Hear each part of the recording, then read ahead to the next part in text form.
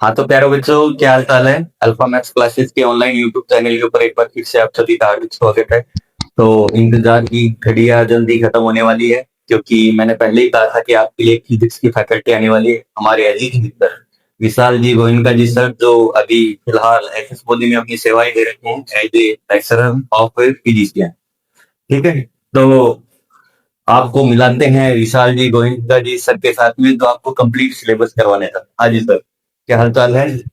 बढ़िया है सर, आप बताइए। बस बढ़िया। हुए हैं तो बच्चों से जुड़िए और फिर करते हैं आते हैं। बिल्कुल सर, बच्चे आपको भी पसंद करके हमें करेगी बिल्कुल और आप लोगों को पहुंचाइए। ठीक है सर। बिल्कुल सर। हेलो बच्चों, गुड इवनिंग।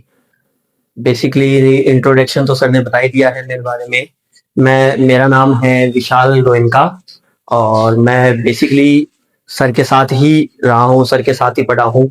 और हम दोनों मतलब बचपन से दोस्त रहे हैं, करीब 8 या 10 साल से दोनों एक दूसरे को जानते हैं। अभी मैं लास्ट 4 ईयर से सीबीएसई इंग्लिश मीडियम स्कूल में, झुंझुनू की रेपुटेड स्कूल में एज ए प्रोफेसर वर्क कर रहा हूँ। तो वैसे कोई दिक्कत नहीं है। बाकी मैं थोड़ी क्वालिफिकेशन के बारे में अगर अपनी बताऊं तो मैं एमएससी क्वालिफाइड हूँ, साथ में इसके साथ सीएसआईआर नेट भी क्वालिफाइड है। ऑल इंडिया की अगर अपन बात करें AIR 157 रैंक के साथ। एंड वर्किंग एक्सपीरियंस में करें तो मुझे टीचिंग का एक्सपीरियंस 6 ईयर्स हो गए हैं टीचिंग में, जिसमें से रेगुलेटेड सीबीएसई स्कूल में मुझे वर्क करते हुए 4th ईयर है। लगातार चौथे साल से मैं सीबीएसई स्कूल में अपनी सेवाएं दे रहा हूँ। यहाँ अपना जो बेसिक टारगेट रहेगा वो क्या रहेगा कि तुम्हारा जो 12th का सिलेबस है कंप्लीट, जिसको अपन एनसीईआरटी बेस्ड सिलेबस कहते हैं, या फिर जो अपना मेन कंसर्न रहेगा क्या एनसीईआरटी, वो भी कौन सी क्लास के लिए, 12th के लिए। तो जो भी तुम्हारा टोटल एनसीईआरटी से रिलेटेड सिलेबस होगा क्लास 12th का, उसे अपन कंप्लीट करने की कोशिश करेंगे। जैसे जैसे टाइम मैनेज होगा या जैसे जैसे अपन चीजें मैनेज कर पाएंगे, वैसे अपन कोशिश करेंगे कि 12th के सारे चैप्टर्स को अपन स्टेप बाय स्टेप कवर करें। या अपन एनसीईआरटी के बेसिक चीजों से लेके कि जहां से अपन जिसको कहते हैं एकदम डेप्थ, कि अपन एकदम बेसिक से शुरू करेंगे। कि अगर तुम लोगों को कुछ भी नहीं आता है, कि अगर तुम लोग एकदम एम्प्टी हो, जैसे अगर इस बोर्ड पे कुछ नहीं लिखा हुआ तो बोर्ड एकदम एम्प्टी, इस कंडीशन में भी अगर तुम हो और अगर तुम्हें 11th का बेसिक भी कुछ नहीं आता है, तो भी तुम 12th की चीजों को इजीली समझ सको और बोर्ड में अच्छा स्कोर कर सको। अपना जो मेन टारगेट है वो इसी चीज का रहेगा, अपना जो मेन फोकस है इसी चीज पे रहेगा। अपन जितने भी प्रीवियस ईयर क्वेश्चन है सिर्फ एनसीईआरटी तो करेंगे, साथ साथ मेरी कोशिश ये रहेगी कि जितने भी अपने पास प्रीवियस ईयर क्वेश्चन थे उन्हें भी कवर किया जाए, या तुम्हें प्रीवियस ईयर क्वेश्चन थे वो भी प्रोवाइड किए जाए, जिससे तुम्हारे जो सिलेबस है वो तो कवर होगा ही, उसके साथ जो तुम्हारी है ना थिंकिंग कैपेसिटी है वो भी डेवलप हो। तो अपन उन चीजों पे फोकस करेंगे। बेसिक अगर अपन बात करें इंट्रोडक्शन की, या फिर अगर अपन एनसीईआरटी के बेसिस की बात करें, तो जो टोटल क्लास 12th है, क्लास 12th में अगर अपन देखें तो अपने पास जो टोटल चैप्टर्स हैं, वो टोटल चैप्टर्स कितने हैं, 14 चैप्टर्स हैं अपने पास टोटल। उन 14 चैप्टर्स का अगर अपन डिवाइडेशन देखें तो अपन दोनों कंडीशन में देख सकते हैं, चाहे सीबीएसई हो या फिर चाहे तुम आरबीएसई से, या तुम्हारा कोई ऑल ओवर बोर्ड हो, पूरा all over India same syllabus चलता है। पूरा ऑल ओवर इंडिया आजकल पूरा का पूरा सिर्फ एक ही सिलेबस फॉलो करता है, वो क्या है, एनसीईआरटी। तो जो भी बेसिक चीजें हैं वो सिर्फ और सिर्फ किस पे डिपेंड करेगी, एनसीईआरटी पे डिपेंड करेगी। अब अगर अपन एनसीईआरटी का सिलेबस देखें तो एनसीईआरटी में जो सबसे पहली यूनिट है या फिर यूनिट 1 जिसे कहा जाता है, वो यूनिट 1 है अपने पास इलेक्ट्रोस्टैटिक्स।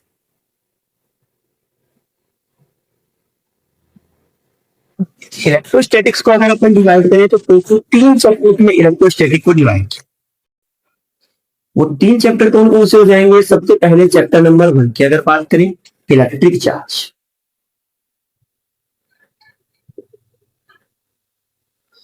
मैं शॉर्ट में लिख रहा हूं, इलेक्ट्रिक चार्ज एंड फील्ड पूरा चैप्टर होता है। तो अपन बेसिक चीज याद रखें, इलेक्ट्रिक चार्ज। चैप्टर अगर 2 की बात करें तो अपने पास आएगा पोटेंशियल एंड कैपेसिटर। ये अपना बेसिक चैप्टर नंबर 2 है। फिर अगर अपन चैप्टर 3 की बात करें, देन चैप्टर 3 आएगा इलेक्ट्रिक करंट। और इन 3 चैप्टर को मिला के अपनी क्या बनती है, यूनिट 1 बनती है। बेसिकली जो चैप्टर 3 है वो बेसिक इंक्लूड किया जाता है, किसमें, यूनिट 2 में इंक्लूड किया गया है। और फर्स्ट और सेकंड को मिला के क्या बनाई जाती है, यूनिट 1 बनाई जाती है। मेन सीबीएसई जो आरबीएसई का पेपर आता है, वहां अपने पास बेसिकली 5 मार्क्स के क्वेश्चन यहां से निकलते हैं। बाकी जो अदर क्वेश्चन आते हैं कुछ ऑब्जेक्टिव में तुम्हें देखने को मिलेगा, कुछ एक न्यूमेरिकल देखने को मिल सकता है, बट बेसिक जो 5 मार्क्स का क्वेश्चन आता है, तो बेसिक इस चैप्टर को डेरिवेशंस के लिए जाने जाते हैं, तो यहाँ से 5 मार्क्स का जो क्वेश्चन निकलता है, उस 5 मार्क्स के क्वेश्चन के 2 पार्ट आते हैं, मतलब ऑप्शनल में आता है तुम्हें कोई 2 में से एक अटेम्प्ट करना होता है, तो 2 में से जो एक अटेम्प्ट करोगे, एक क्वेश्चन आता है फर्स्ट एंड सेकंड से, तो जो बचा हुआ दूसरा क्वेश्चन आएगा और में, वो बेसिकली आता है किससे, थर्ड चैप्टर से। आरडीएससी स्ट्रिक्टली इस चीज को फॉलो करता है। सीबीएसई क्या कर रहा है आजकल, चेंजमेंट कर रहा है या बच्चों की कॉम्पिटेंसी फोकस्ड करने के लिए चीजों को कुछ चेंज भी कर देता है, बट बेसिकली क्या कॉन्सेप्ट रहता है कि लास्ट ईयर के अगर सीबीएसई के पेपर को भी हटा दे तो उससे पहले यही पैटर्न है सीबीएसई और आरबीएसई दोनों में कि एक क्वेश्चन चैप्टर 1 और 2 से आएगा और दूसरा मार्क्स से आएगा चैप्टर 3 से आएगा।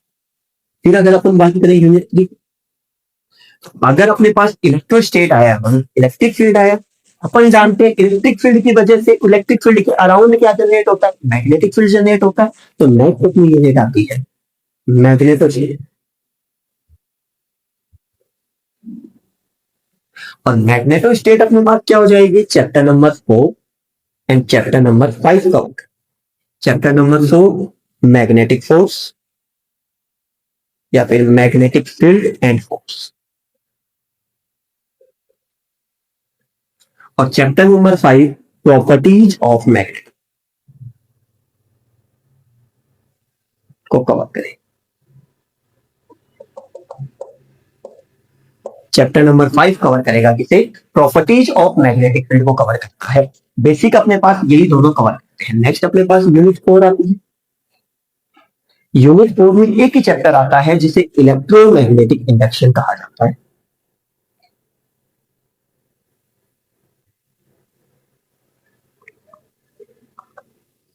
या शॉर्ट में अपन कहते हैं EMI भी कहा जाता है।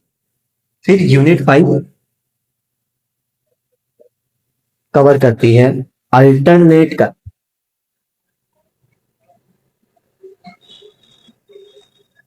विच is also known as AC भी अपन कहते हैं उसे, या फिर अल्टरनेट करंट भी कहा जाता है। फिर अपने पास नेक्स्ट आती है यूनिट 6। बेसिकली 3 चैप्टर कवर करती है, क्योंकि चैप्टर 5 यहां हो गया, ये चैप्टर 6 हो जाता है, ये चैप्टर 7। यूनिट जो 6 है 3 चैप्टर कवर करती है, जिसमें एक छोटा सा चैप्टर आता है चैप्टर नंबर 8, 3 या 4 के टॉपिक है, बहुत इजी टू या 3 मार्क्स का वेटेज होता है, इलेक्ट्रोमैग्नेटिक वेव्स।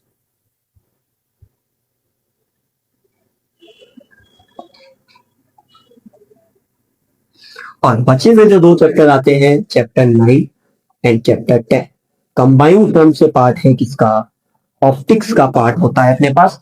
और इस ऑप्टिक्स को 2 पार्ट में डिवाइड किया गया है, वन इज रे ऑप्टिक्स, और जो सेकंड पार्ट है वो अपने पास होता है वेव ऑप्टिक्स। इन 2 पार्ट में अपने पास चैप्टर को डिवाइड। जो अपनी लास्ट यूनिट है यूनिट 7, बेसिकली अपने पास 2 पार्ट में से भी डिवाइड किया गया, टोटल 8 यूनिट में डिवाइड किया गया चैप्टर से।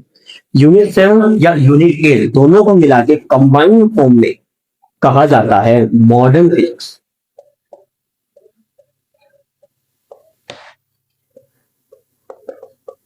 और इस मॉडर्न फिजिक्स में अपने पास चैप्टर क्या आएंगे, chapter 11 dual nature of light,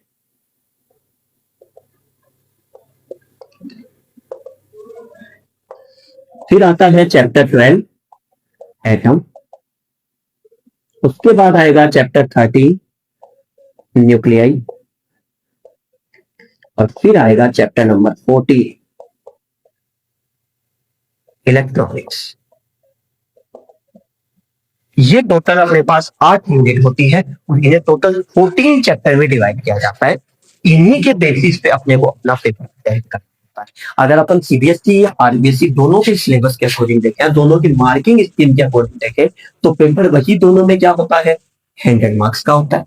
अगर तुम सीबीएसई में हो तो तुम्हारा जो प्रैक्टिकल है वो होगा 30 मार्क्स का, और जिसे थ्योरी पेपर कहते हैं वो हो जाएगा 70 मार्क्स का। मतलब जो टोटल वेट 70 प्लस 30 मिला के कितना हो जाता है, 100 मार्क्स के अराउंड का वेटेज हो जाता है। बट अगर तुम सेम आरबीएसई में हो तो यही वेटेज जो प्रैक्टिकल होता है वो होता है 44 मार्क्स का।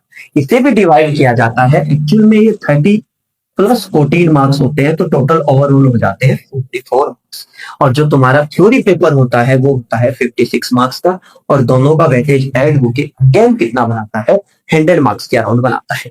तो अपने को सिर्फ और सिर्फ जो प्रिपेयर करना होता है वो क्या होता है, 70 और 56 मार्क्स के अकॉर्डिंग तैयारी करनी होती है। जो प्रैक्टिकल का वेटेज है वो काम तुम्हारा स्कूल का है, तो वो स्कूल के टीचर्स मैनेज करेंगे। तुम्हें रिकॉर्ड बनाना होता है, प्रैक्टिकल फाइल बनानी होती है, वाइवा तैयार करना होता है, वो सारा लैब का काम है। वो तुम यहाँ यूट्यूब पे अगर तुम चाहो कि अपन मैनेज करके या बैठ के सीख लेंगे उससे कुछ इम्पैक्ट आएगा, कोई इम्पैक्ट नहीं आएगा। तुम्हारा जो मेन फोकस है वो किस पे होना चाहिए, इन 70 और 56 मार्क्स को कवर करके होना चाहिए। समझ आया? अब अपन शुरू करेंगे कहा, यूनिट 1 इलेक्ट्रोस्टैटिक्स से शुरू करेंगे। तो चैप्टर नंबर 1 से कल से अपन कोशिश करेंगे रेगुलर क्लासेज अपलोड करते रहे, अल्टरनेट डेज पे क्लासेज अपलोड करते रहे, और इलेक्ट्रोस्टैटिक्स के चैप्टर नंबर 1 से इलेक्ट्रिक चार्ज क्या होता है, इलेक्ट्रिसिटी क्या होता है, वहां से शुरू करेंगे। डिटेल में सारे क्वेश्चंस करेंगे, एनसीईआरटी के एग्जाम्पल करेंगे, और तुम्हें बेसिक से शुरू करके आगे टॉप लेवल तक ले जाने की कोशिश करेंगे। जितने पीवाईक्यू हो पाएंगे अपन करवाने की कोशिश करेंगे। बस कनेक्ट रहिए, साथ रहिए, और यूं ही जुड़े रहिए, मजे करिए। Thank you so much.